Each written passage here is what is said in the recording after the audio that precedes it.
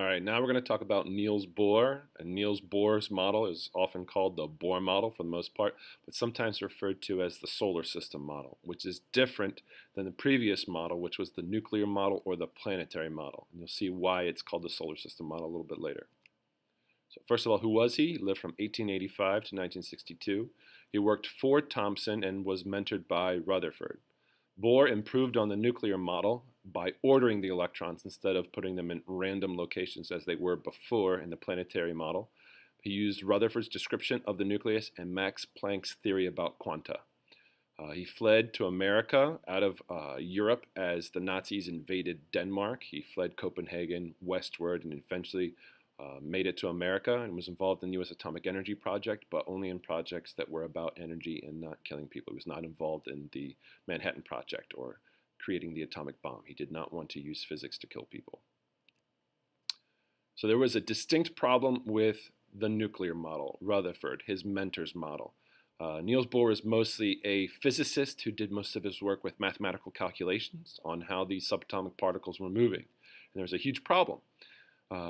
Charged electrons moving in an orbit around the nucleus should radiate energy due to the acceleration of the electron in its orbit. Okay, we get that.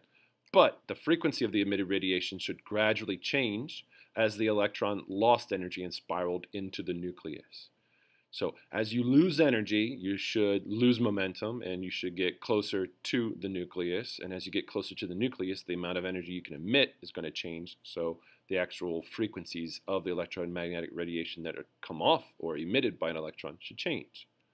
So in other words, light should be emitted as the electron circles the nucleus, but the loss of energy from emitting light would cause the electron to move closer to the nucleus, and this would rip the atom apart, but also the emission spectra evidence doesn't fit this scenario. The light or colors do not change. All the elements still have their unique atomic emission spectra. For instance, if you look at the examples of those samples of compounds, as they are giving off energy, they are not changing color. It's the same color over and over again. It's a distinct color that we can depend on. If we refract that light through a prism, we can actually see their distinct frequencies of light that are emitted. Bohr used the simplest element to investigate this phenomena, hydrogen. Since it has one proton and one electron and its abundance in nature is pretty high, it's pretty easy for him to try and experiment with.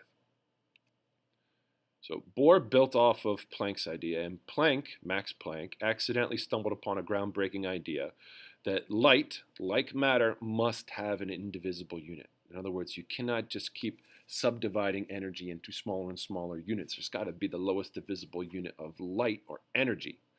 A photon is the quantum of electromagnetic radiation, and many quantum are quanta.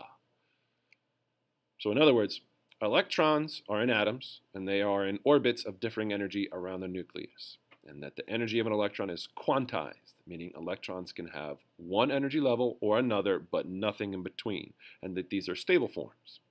So the energy level an electron normally occupies is called its ground state, but it can move to a higher energy level, which is less stable, or shell, by absorbing energy, and this higher energy, less stable state is called the electron's excited state.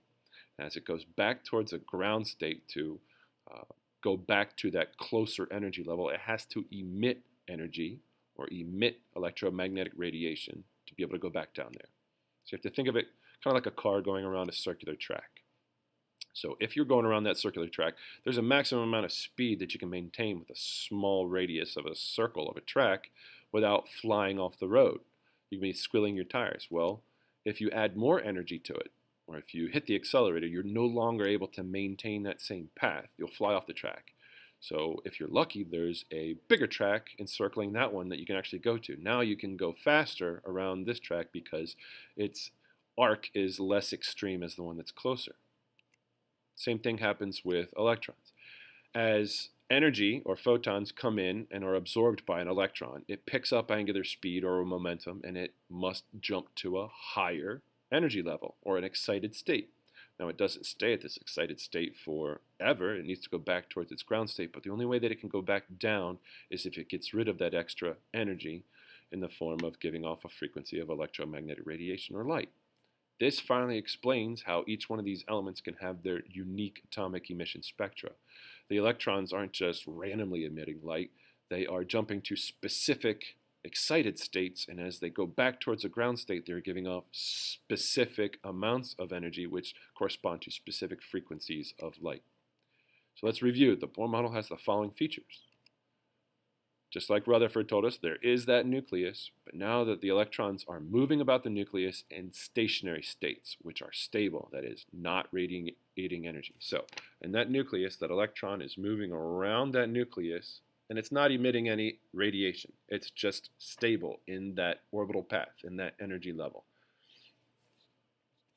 When an electron moves from one state to another, from a ground state to an excited state, or from an excited state to another excited state, the energy lost or gained is done so only in very specific amounts of energy, or quanta. You can't just use any amount. It has to be the right amount to be able to jump from one energy level to the next. Nothing in between. And each line in a spectrum is produced when an electron moves from one stationary state to another. So, to sum it up, electrons orbit the nucleus in distinct energy levels with energy related to the size of the orbit. Okay?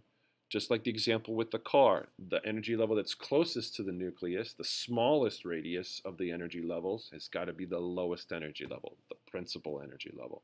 And as you have more energy, then you have a much greater energy level or orbit. And that radiation is absorbed or emitted when an electron moves from one orbit to another.